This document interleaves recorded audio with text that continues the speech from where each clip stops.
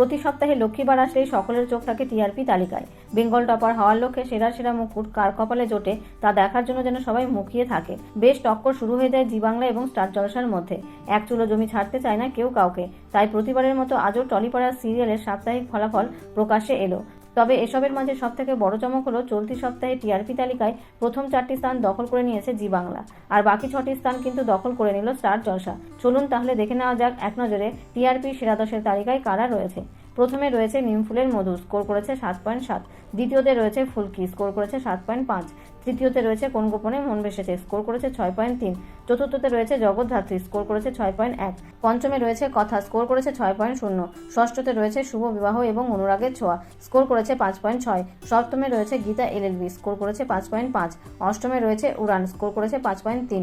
নবমে রয়েছে রোশনাই, স্কোর করেছে 5.2 এবং দশমে রয়েছে বধুয়া, স্কোর করেছে 4.9।